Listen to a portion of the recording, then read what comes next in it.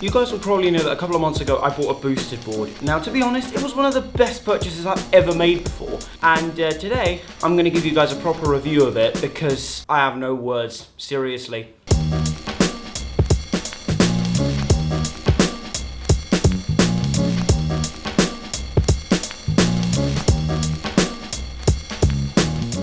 Now I'm going to start off by saying that I believe with any kind of electric vehicle, you get what you pay for.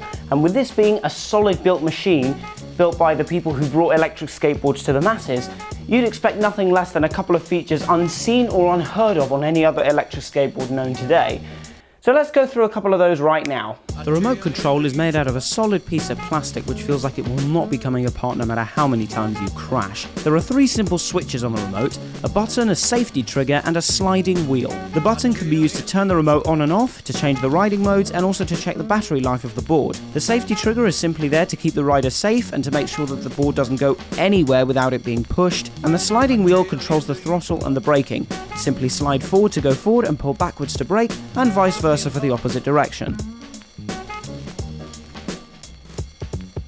So a couple of things about the boosted board itself. It's about the size of your average run-of-the-mill skateboard, measuring in at about 23.5 by 75 centimeters and weighing in at only about 5 kilos. It's by far the easiest board to carry around when you're not tearing up the streets with your insane speed. It has 2 brushless motors located on the bottom of the back of the board, which belt drive the wheels to their full potential. The top speed tends to depend on how much you weigh, but it's advertised as 30 kilometers per hour on its most advanced riding mode. Speaking of riding modes, you can control them and a lot more things from the boosted app. Available on iPhone, Android and even Apple Watch. The app allows you to control your top speed, your riding mode, and it even shows you an odometer, which is basically how many miles or kilometers you've ridden in total on the board. And if you own an Apple Watch and a boosted board and you haven't downloaded the app yet, you really should, because it allows your Apple Watch to turn into a speedometer, which pretty much allows you to make sure that you're not going speeds, allowing you to overtake cars on the street. I've done that before, trust me, they look at you really weirdly.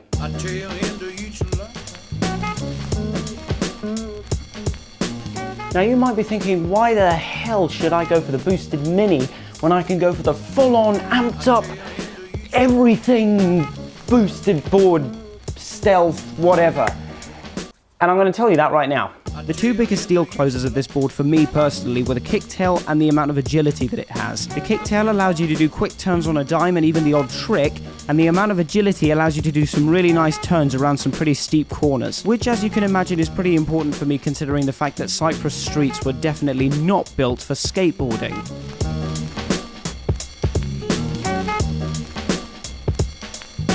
So should you go for the boosted Mini S over the Mini X or one of the longboards? Well, basically it comes down to personal preference. If you like having a board that's relatively light, has the ability to maneuver around a lot more precisely, and has a battery capacity within the FAA flight allowance, you should definitely go for the boosted Mini S. However, if you're slightly crazier than me and looking for speeds higher than 30 kilometers per hour, you should go for the Mini X.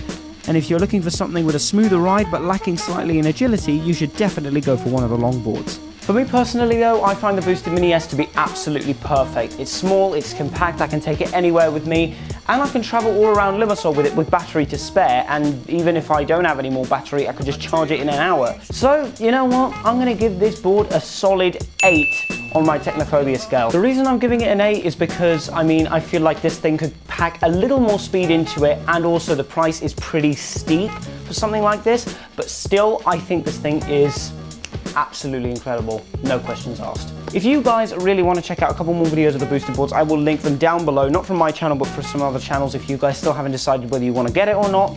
But thanks very much for watching and I will see you in the next video.